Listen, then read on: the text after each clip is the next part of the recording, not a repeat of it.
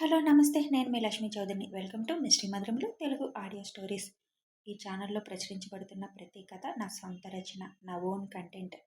మది కోరిన ప్రణయం పార్ట్ 190తో మీ ముందుకు వచ్చేస్తున్నాను. కథలోకి వెళ్లే ముందు లైక్స్, హైప్ ఇవ్వడం మర్చిపోకండి. అలాగే కథను ఎవరు కాపీ చేయాలని ప్రయత్నించకండి, యాక్షన్ తీసుకోబడుతుంది.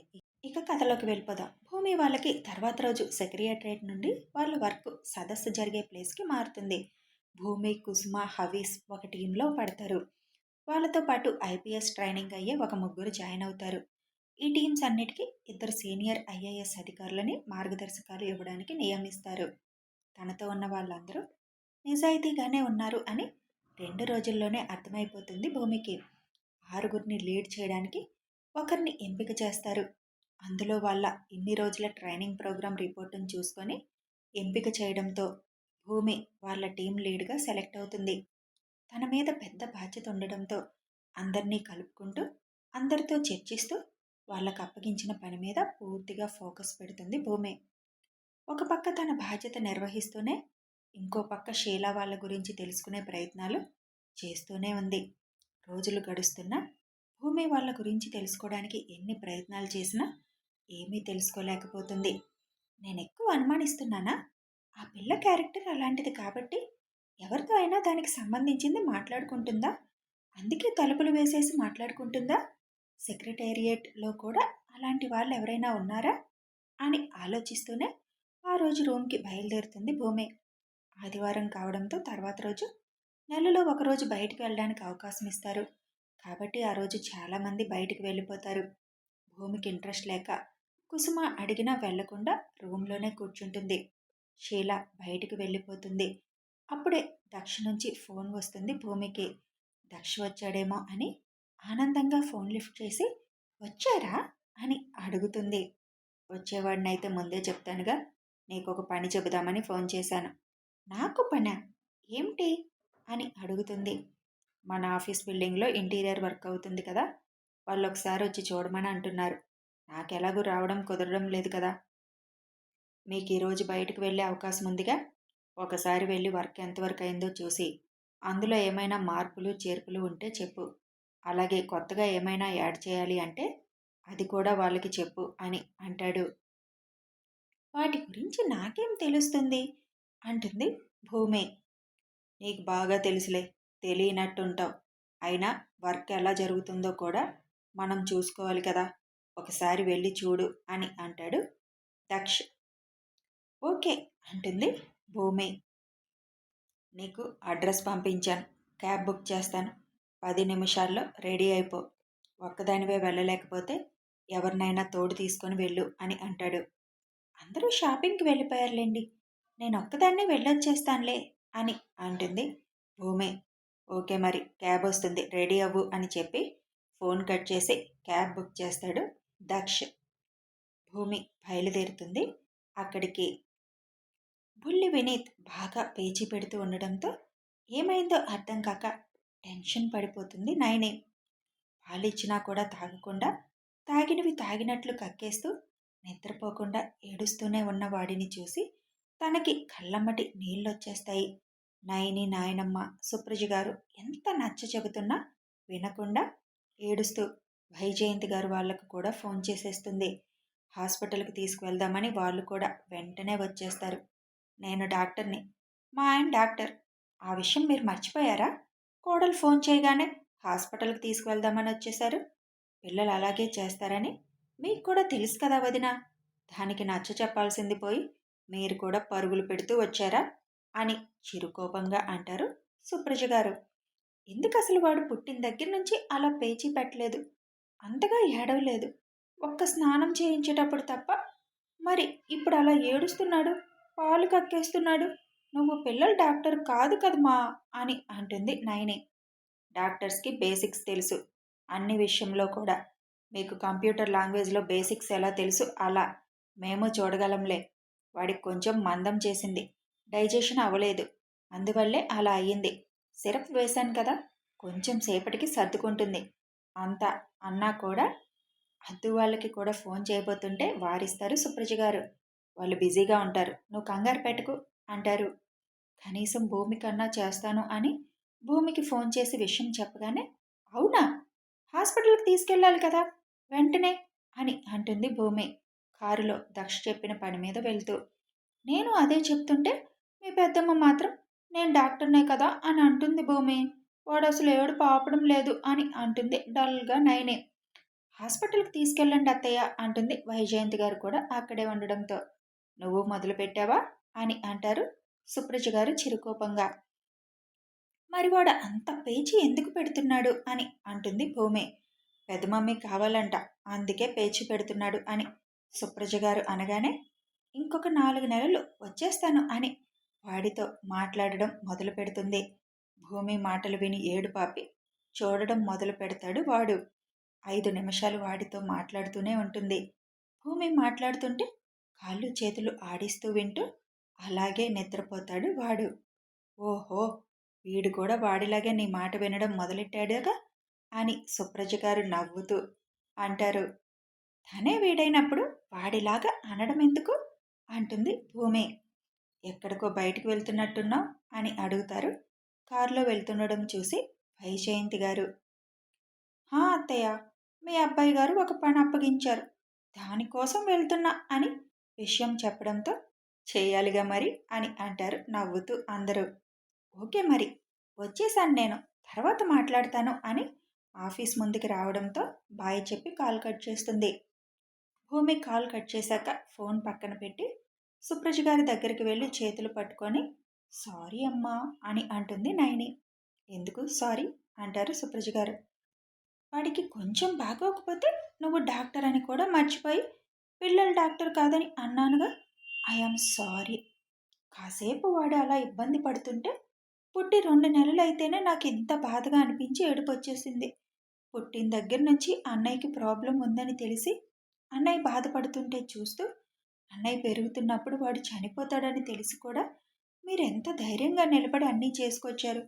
నిజంగా హ్యాట్స్ ఆఫ్ మా అని అంటుంది తల్లి భుజం మీద వాలిపోయి. అది నరకం, కానీ ఇద్దరూ ఎక్కడ వాళ్ళ బాధ తెలియనివ్వలేదు ఎవరికి అంటారు వైజయంతి గారు. ఏడుస్తూ కూర్చుంటే ఏమీ మారదుగా, జరగాల్సింది జరుగుతూనే ఉంటుంది. అలవాటు పడిపోయాం వాడి విషయంలో, అయినా అయిపోయింది ఇంకా అది. ఇప్పుడు దాని గురించి ఆలోచించాల్సిన అవసరం లేదు. నా కొడుకు పడిన బాధ చిన్నది కాదు. ఇప్పుడు మళ్ళీ నా కొడుకు నా దగ్గరికి వచ్చేశాడుగా. చిన్నపిల్లలన్నాక అప్పుడప్పుడు ఇలా పేచీలు పెడుతూనే ఉంటారు. నువ్వు కంగారు పడి అందరినీ కంగారు పెట్టేయకు అని చెబుతారు సుప్రజ గారు చిరుకోపంగా. అన్నయ్యే అమ్మ వీడు మాత్రం, అస్సలు డౌట్ లేదు. భూమి మాట్లాడుతుంటే ఎంత బుద్ధిగా విన్నాడు, నిద్రపోయాడు అని అంటుంది. అప్పటిదాకా ఉదయం నుంచి ఏడుస్తూనే ఉన్నవాడు ప్రశాంతంగా నిద్రపోతుంటే చూస్తూ. భూమి గొంతు అలా ఉంటుంది, ఎవరినైనా తన మాటలతోనే ఆకర్షించేస్తుంది అంటారు వైజయంతి గారు. ఇంకా కాసేపు నువ్వు కూడా పడుకోలే, మళ్ళీ వాడు లేస్తే నిద్ర ఉండదు కదా, ఇంకా మేం బయలుదేరుతామని చెప్పి వైజయంతి గారు వాళ్ళు కూడా అక్కడి నుంచి బయలుదేరి వెళ్ళిపోతారు. భూమి ఆఫీస్లోకి వెళ్ళి ఇంటీరియర్ మొత్తం చూస్తుంది. వాళ్ళు ఎందుకు రమ్మన్నారో దాని గురించి మాట్లాడి అవన్నీ చూసి అంతా బాగానే ఉండడంతో కంటిన్యూ చేయమని చెబుతుంది. దక్షతో కూడా మాట్లాడి చిన్న చిన్న మార్పులు ఒక 2 క్యాబిన్లో చెప్పి మొత్తం ఒకసారి చూద్దామని తిరుగుతుంది భూమి. అలా తిరుగుతున్నప్పుడే ఎదురు బిల్డింగ్ గురించి ఆలోచన వస్తుంది. ఆ రోజు అందులోకి షీలా వాళ్ళు వెళ్ళడం గుర్తుకు రాగానే మళ్ళీ ముందుకు వచ్చి దాని వైపు చూస్తుంది. అప్పుడు వచ్చినప్పుడు ఎలా ఉందో ఇప్పుడు కూడా అలాగే కనిపించడంతో, వర్క్ ఏదో జరుగుతుందన్నారు, ఏం వర్క్ జరుగుతుంది అసలు అని అనుకొని ఇంటీరియర్ చేస్తున్న వాళ్ళని పిలిచి ఎదురు బిల్డింగ్లో ఏమైనా వర్క్ జరుగుతుందా అని అడుగుతుంది. అదేమో తెలియదు కానీ మేడం, ఎవరో ఒక 4, 5 మాత్రం ఉన్నారు మేడం అందులో. అంతేకాకుండా 2 వస్తారు అప్పుడప్పుడు, ఒక అమ్మాయి అబ్బాయి, చాలాసేపు అక్కడే గడిపేస్తారు. ఇవాళ కూడా వచ్చారు ఇందాకే, మరేం చేస్తున్నారో తెలీదు. లోపల కూడా వర్క్ చేస్తున్నట్లు ఏం సౌండ్ రాదు, మరి ఏం చేస్తున్నారో అని చెబుతారు వాళ్ళు. ఇవాళ కూడా వచ్చారా ఇక్కడికి? అసలు ఈ బిల్డింగ్లో వాళ్ళకేం పని, ఏం జరుగుతుంది, ఒకసారి చూస్తే పోలే అనుకొని కాసేపు అక్కడి నుంచి ఆ బిల్డింగ్ మొత్తాన్ని పరీక్షించి పక్క నుంచి వెళ్తే వాళ్ళకి కనిపించకుండా వెళ్ళొచ్చు అన్నది గమనించి పక్కనున్న ప్రహరీ గోడ ఒకవైపు చిన్నది విరిగిపోయి ఉండడం చూసి ఇక ఎలా అయినా ఈరోజు అసలు వాళ్ళు ఈ బిల్డింగ్లోకి ఎందుకు వస్తున్నారో తెలుసుకోవాలి అన్న పట్టుదలతో వర్కర్స్కి చెప్పి అక్కడి నుంచి కిందకి వచ్చేస్తుంది. చుట్టూ గమనిస్తుంది ఒకసారి. ఎవరూ బయట కనిపించకపోవడంతో ఫాస్ట్గా ఆ బిల్డింగ్ విరిగిపోయిన గోడ దగ్గరికి వెళ్ళి చిన్నగా కొంచెం ఎత్తులో ఉన్న గోడెక్కి నెమ్మదిగా లోపలికి దిగుతుంది. భూమి గోడ దిగి చెట్లు ఎక్కువే ఉండి అడ్డు ఉండడంతో చెట్లు చాటు నుండి నెమ్మదిగా నడుచుకుంటూ బిల్డింగ్ వెనక వైపుకు వెళ్ళిపోతుంది. వెనక వైపుకు వెళ్ళగానే హ్యాండ్ బ్యాగ్లో ఉన్న స్కార్ఫ్ తీసుకొని తన మొహాన్ని మొత్తం కవర్ చేసుకుంటుంది. ఫోన్ సైలెంట్లో పెట్టేస్తుంది. వెనక నుంచి మొత్తం గమనిస్తూ లోపలికి వెళ్ళే మార్గం ఏదైనా ఉందా, లేకపోతే లోపల జరిగేదేమైనా చూసే అవకాశం ఉందా అని జాగ్రత్తగా చూసుకుంటూ వెళ్తుంది. తను చేస్తుంది చాలా డేరింగ్ స్టెప్ అని తనకు తెలుసు. పొరపాటున వాళ్ళు చూస్తే తను ప్రమాదంలో పడుతుందని తెలుసు. కానీ ఏదో జరుగుతుందని తన మనసుకి బలంగా అనిపించడంతో ఒక బాధ్యతాయుత గల పోస్ట్లోకి అడుగు పెట్టబోతున్న తను మనసు చెప్పిందాన్ని నమ్మి అదేంటో తెలుసుకోవాలన్న పట్టుదల పెరగడంతో ముందుకి అడుగులు వేస్తుంది. ఒకవేళ ఇది వాళ్ళకి మాత్రమే సంబంధించిన విషయం అయితే ఇక్కడితో ఆపేయొచ్చు. కానీ నలుగురితో లింక్ అయిన విషయం అయితే మాత్రం తప్పకుండా ఇదేంటో తెలుసుకోవాల్సిందే అని ఏమాత్రం చిన్న అలికిడి కూడా కానివ్వకుండా ఒక్కొక్క అడుగు వేసుకుంటూ ఏదైనా విండో చిన్నదైన ఓపెన్ అయి ఉంటుందా అని చూస్తూ వచ్చిన తనకి వెనక వైపు ఎటు వెళ్లే దారి లేకపోవడంతో నెమ్మదిగా పక్క వైపుకి వస్తుంది. కొంచెం ముందుకు వచ్చేసరికి ఒక కిటికీ గ్లాసులు పూర్తిగా పగిలిపోయి ఓపెన్గా ఉండడంతో అందులో నుంచి లోపలికి చూస్తుంది. మొత్తం హాల్లా కనిపిస్తుంది. పెయింట్ వేసే డబ్బాలు చెక్కలు చాలా ఉన్నాయి కానీ మనిషి అలికిడి ఉండదు అక్కడ. ఎక్కడ చచ్చారు వీళ్ళంతా అనుకొని బయట నుంచి చూస్తే ఏ విషయం దొరకదని అర్థమవడంతో ఇక అదే దారి లోపల వైపు వెళ్ళడానికి అనుకుంటుంది. డ్రెస్ వేసుకొని రావడంతో ఆ కిటికీలో నుంచి లోపలికి వెళ్ళడం పెద్ద కష్టం కాదని చుట్టూ ఒకసారి గమనించి లోపలి వైపుకు కూడా ఒకసారి చూసి వాళ్ళ ట్రైనింగ్లో కొన్ని అడ్వెంచర్స్ కూడా చేసి ఉండడంతో సైలెంట్గా కిటికీలో నుంచి లోపలికి వచ్చేస్తుంది. చెప్పులు కాళ్ళకి ఉండడం అక్కడ ప్రమాదమని చెప్పులు తీసేసి ఒక చేత్తో పట్టుకొని నెమ్మదిగా కింద మొత్తం గమనిస్తుంది. కిందన ఎలాంటి అలికిడి లేకపోవడంతో స్టెప్స్ ఎక్కడం మొదలు పెడుతుంది. ఇప్పుడు నన్ను వాళ్ళు చూస్తే నా పరిస్థితి ఏంటి అన్న చిన్న టెన్షన్ ఉంది కానీ విషయం తెలుసుకోవాల్సిందే ఈరోజు. ఇన్నాళ్ళ నుంచి తెలుసుకోలేకపోయాను అన్న పట్టుదల కూడా ఉండడంతో చిన్నగా పైకి వెళ్తుంది. అక్కడ ఎలాంటి అలికిడి ఉండదు. వాళ్ళు వచ్చారు, ఇక్కడే ఉన్నారు అన్నారు, మరి ఎక్కడా కనిపించడం లేదు అని ఇంకొక ఫ్లోర్లోకి వెళ్తుంది.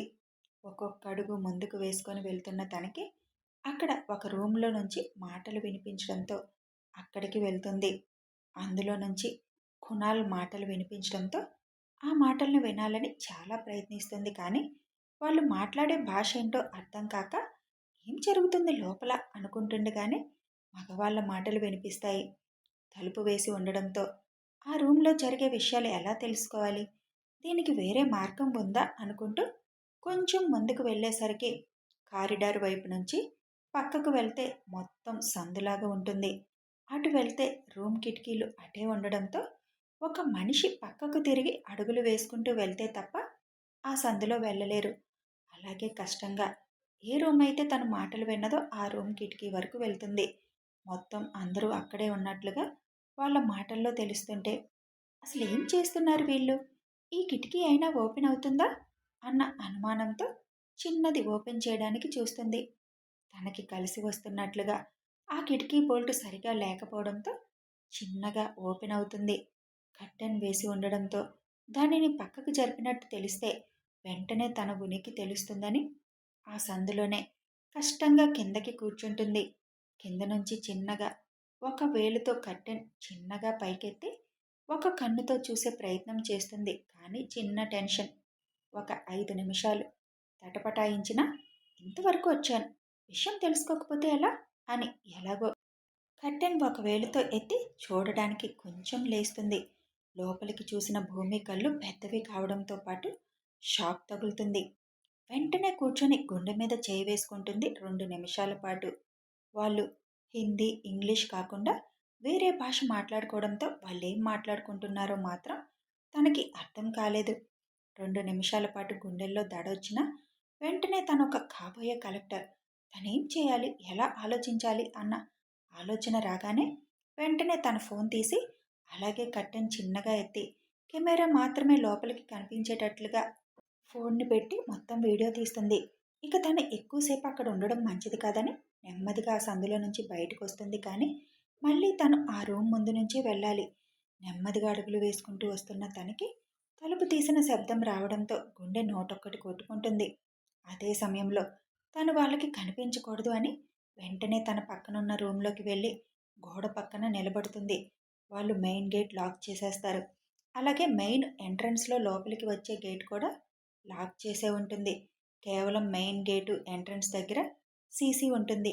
అది ఒక ఫైర్ యాక్సిడెంట్ అయి మొత్తం పాడుపడిన బంగ్లాలా ఉంటుంది. ఎవరూ రారు అటువైపు. మెయిన్ గేట్లో నుంచి ఎవరైనా రావడానికి ప్రయత్నం చేస్తే తప్పకుండా వాళ్ళకి తెలుస్తుంది. భూమి పక్కవైపు ప్రహరీ గోడ మీద నుంచి రావడంతో తెలిసే అవకాశం లేదు. ఒకడు భూమి ఉన్న రూమ్ వైపే కారిడార్లోకి వస్తాడు. స్మోక్ చేస్తూ అక్కడే నిలబడతాడు. భూమికి ఒక పక్క టెన్షన్ స్టార్ట్ అవుతుంది. వాడు ఆ రూమ్లోకి వస్తే తన ఉనికి తెలిసిపోతుంది. రాకూడదు అని అనుకుంటూ గోడకి అతుక్కుపోతుంది. ఒకవేళ వాడు అక్కడికి వస్తే అనుకొని ఫోన్ బ్యాగ్లో పెట్టి బ్యాగ్లో ఉన్న చిన్న కత్తి తీసుకొని పట్టుకుంటుంది. ఎలా అయినా తొందరగా ఇక్కడి నుంచి బయటపడాలి, రామ్ ఫోన్ చేస్తారు అనుకుంటూ ఉండగానే ఇంకొకడు వస్తాడు అటువైపు. కథ కొనసాగుతుంది. మరి భూమి ఇంత రిస్క్ చేసింది, వాళ్ళకి కనిపించకుండా బయటపడగలుగుతుందా? తెలియాలి అంటే కథని ఫాలో అయిపోండి. ఫాలో అవ్వాలంటే తెలుసు కదా, ఛానల్ని సబ్స్క్రైబ్ చేసుకొని బెల్ ఐకాన్ ప్రెస్ చేస్తే నోటిఫికేషన్స్ వస్తాయి. అలాగే వీడియో నచ్చితే లైక్ చేయండి, షేర్ చేయండి, కామెంట్స్ చేయండి. Thanks for watching.